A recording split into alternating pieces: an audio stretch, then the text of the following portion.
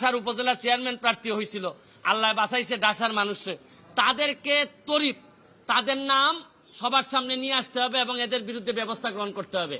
আমিও তো বলি মাঝে মধ্যে, অনেক সরকারি কর্মকর্তা, ইভেন ডিসি ধরেন, অনেক বড় বড় কর্মকর্তা, এদের কথাবার্তা আমার শুনলে মনে হয় যে আরে এত ইনকম্পিটেন্ট একটা লোক ডিসি হয় কিভাবে, একটা ইনকম্পিটেন্ট একটা লোক ইয়নো হয় কিভাবে। আমি যখন দেখি তখন আমার হিসাব মিলে না। এখন আইসা ওই সৈয়দ আবেদ আলীর মাধ্যমে আমার কিছু হিসাব মিলতেছে। তাইলে এই চোরগুলা ওই বিভিন্নভাবে ছড়াই পড়ছে।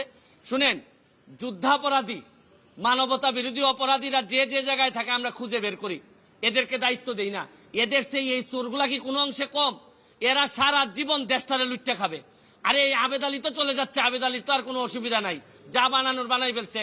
আর এই যে আপনার ডাসার উপজেলা চেয়ারম্যান প্রার্থী হয়েছিল, আল্লাহ বাঁচাইছে ডাসার মানুষে, এই যে মাদারীপুর না এটা, হ্যাঁ হ্যাঁ, কালকিনি না তো আবার, কালকিনির পাশ কার কার আমলে এই ড্রাইভার সাহেব ছিলেন পিএসসির চেয়ারম্যান, তাদের এইটার দায় দায়িত্ব আছে কিনা, তারা এটার সাথে জড়িত কিনা। এরপর হচ্ছে গিয়ে এই প্রশ্নপত্র ফাঁসের ঘটনায় কারা কারা অবৈধ সন্তান হিসাবে প্রশাসনে জন্মগ্রহণ করছেন এবং জন্মগ্রহণ করে এখন বিভিন্নভাবে দলীয় তকমা লাগাইয়া ভালো ভালো অবস্থানে আছেন, এইটা আনতে হবে। যদি এর ভিতরে আমি ব্যবস্থা না দেখি, আমি হাইকোর্টের শরণাপন্ন হব। কারণ আমাদের তো জায়গা হচ্ছে কি হাইকোর্ট।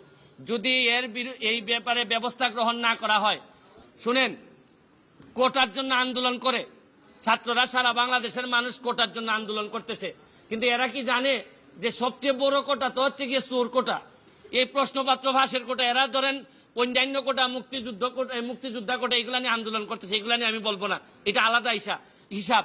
কিন্তু জানে না, এরা যদি জানতো যে সবচেয়ে বড় চোর দুর্নীতিবাজ কোটাটা হচ্ছে গিয়ে বাংলাদেশের বড় কোটা, এই কোটার বিরুদ্ধে আন্দোলন করলে সব জিনিস সুবিধা আমরা পাইতাম।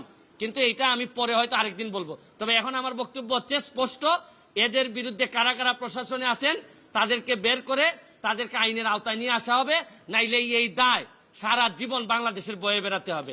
আমি একজন এমপি হিসাবে, একজন ব্যারিস্টার হিসাবে আমি মনে করি এটা জাতির সামনে নিয়ে আসা আমার দায়িত্ব।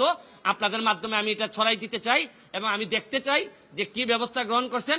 নাইলে আমি মাননীয় প্রধানমন্ত্রীর কাছে প্রয়োজনে যাব, মাননীয় চিফ জাস্টিসের কাছে যাব, কারণ এইভাবে একটা দেশ চলতে পারে না।